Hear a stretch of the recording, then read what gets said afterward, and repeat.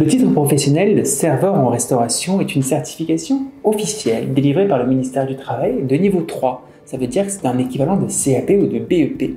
C'est un titre qui est inscrit au RNCP, au Répertoire national de certification professionnelle, et c'est un répertoire qui garantit sa reconnaissance sur le marché de l'emploi et sa conformité aux exigences du secteur.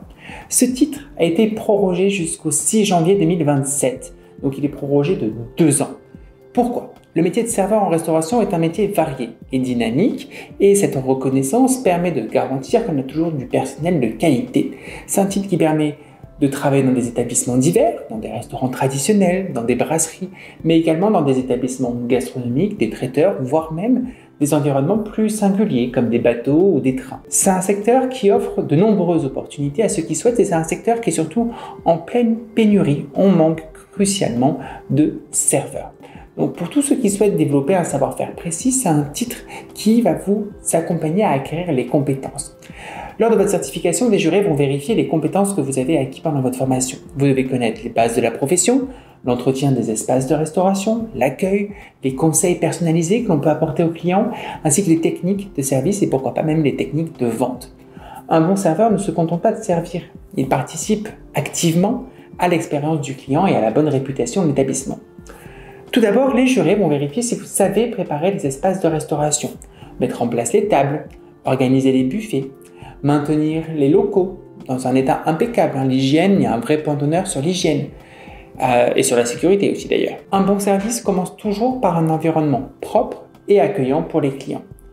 Ensuite, le serveur doit savoir accueillir les clients de manière chaleureuse, souriante et surtout en accord avec l'établissement qu'il représente.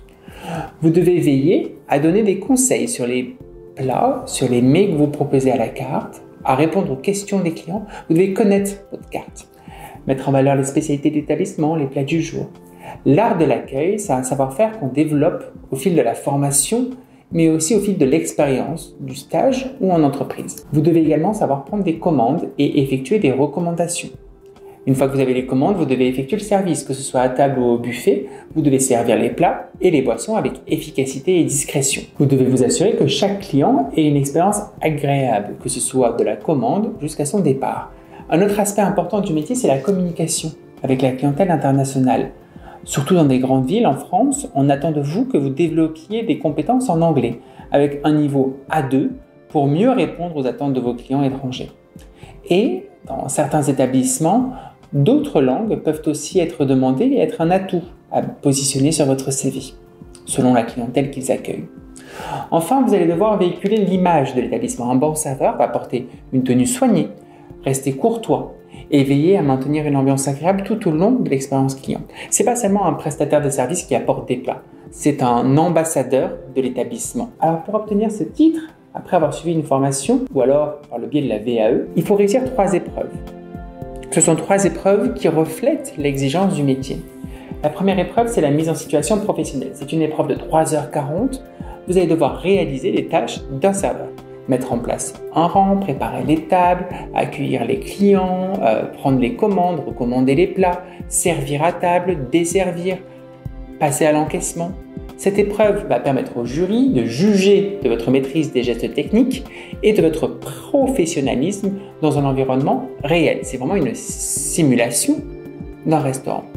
Ensuite, vous allez passer un entretien technique de 30 minutes. Pendant 30 minutes, le jury va revenir sur votre prestation que vous avez faite de 3h40. Il va vous interroger pour évaluer votre compréhension des tâches effectuées. Il va vous interroger pour vérifier que vous avez des bonnes pratiques, que ce soit de l'entretien des espaces de la restauration, de la gestion des commandes, de l'accueil, on l'a vu tout ça. Et la dernière épreuve, elle repose sur l'entretien final. Elle repose majoritairement sur votre dossier professionnel. C'est une épreuve qui dure 15 minutes et pendant cet entretien, vous avez l'occasion de revenir sur vos expériences, sur votre formation, sur tout ce que vous avez mis dans votre dossier professionnel. C'est un document qui résume l'ensemble de votre expérience, de la maîtrise des activités du titre. Et ça sera au jury de décider si vous avez bien les compétences et savoir-faire du métier.